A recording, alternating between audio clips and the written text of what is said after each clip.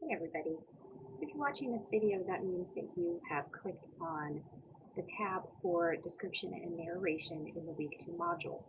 I wanted to take a couple minutes here at the beginning to explain the first sub-tab in this section. So you'll notice that the first sub-tab for description and narration says Essay Number 1, Narrative Essay Assignment Packet. I didn't want anyone to see that sub-tab and freak out because we haven't even talked about this essay yet.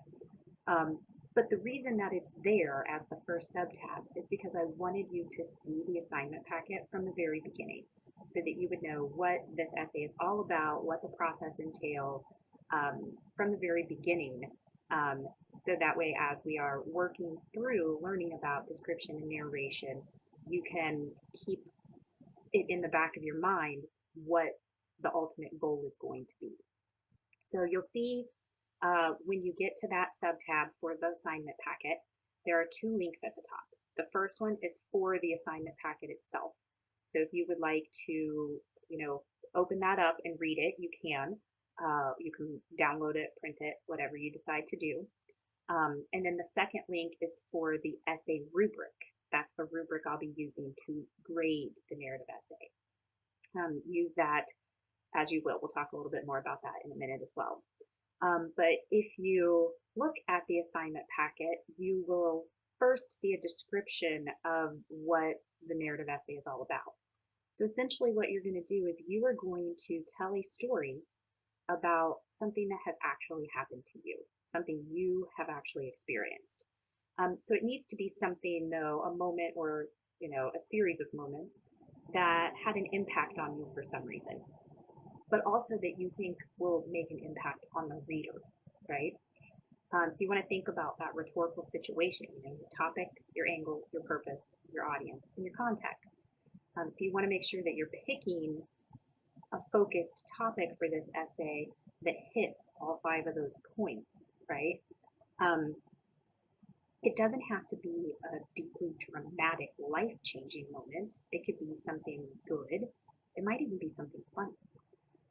But whatever it is, it has to be true to life, has to be something you've actually experienced and something that was meaningful to you and that you can make meaningful to us as readers as well. Now, we're going to have plenty of opportunities to come up with topics for this essay. You'll have several journals that might generate a topic for you. We are also going to be reading several sample narrative essays, so those might help generate a topic. At the very least, the sample essays will help you understand how a narrative is crafted and all of the elements that it should contain. So if you think back to the rhetorical patterns, what are the expectations for a narrative essay? And the second page of the assignment packet actually lists 15 different topics that, if you're still stuck as we get closer to the rough draft being due, you might refer to that list and it might help you come up with an idea for the paper. Once you've come up with a topic, then you might want to use pages 2 and 4 of the assignment packet. So the third page, I'm sorry, not 2 and 4, 3 and 4. So page 3 is a graphic organizer that will help you map out the events of your story. Like, what plot points do you want to focus on in the paper? Because there might be, you might choose a moment or something significant that happened to you that took place over a period of time, right? So you're not going to write a paper that talks about that whole passage of time. You are going to focus on the significant moments. So that graphic organizer can help you do that. The second graphic organizer is a chart to help you generate ideas for description and sensory details.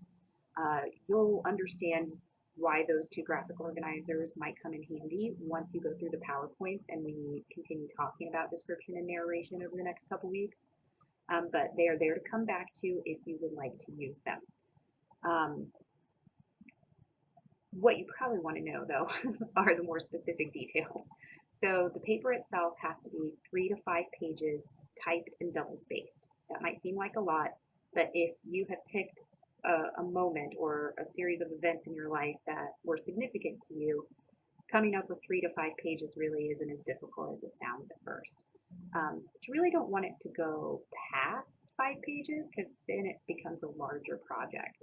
So you want to make sure that in the beginning you're really focusing what the topic is for the essay. The rough draft will be due by the start of week 5. So in week 4, you will receive that as a homework assignment. So you'll work on the rough draft and have it submitted by the start of week 5. I will then use that next week during week 5. You'll be working on other things. I will be reading your rough draft and giving you my feedback, right? You will have my feedback hopefully by the start of week 6. The sooner you get me that rough draft, as long as you have it submitted on time by the start of week 5, and you're not getting it to me late, then I should have no problem getting you my feedback by the start of week 6. You may even receive it sooner than the start of week 6. But then you will take week 6, your homework for week 6 will be to take my feedback and revise your essay. The revision, the final draft, will be due by the start of week 7, right? If you want to take a look at the rubric to see, how I'm going to be grading that final draft, you can do so.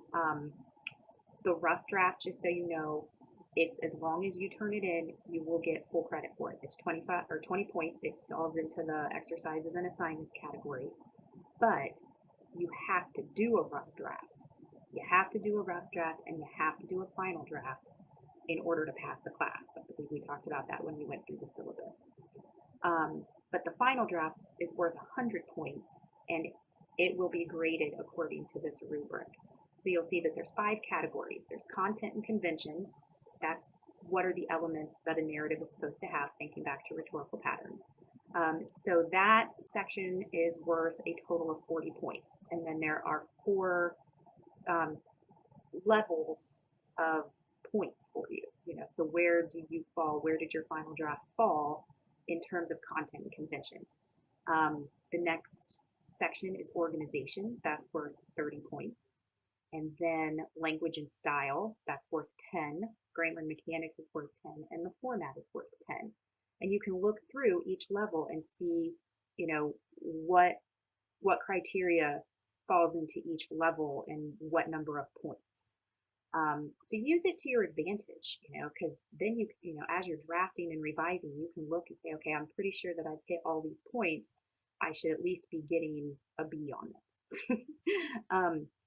But I just wanted to make it available to you from the get-go so you would know everything that's, planned out for the narrative essay.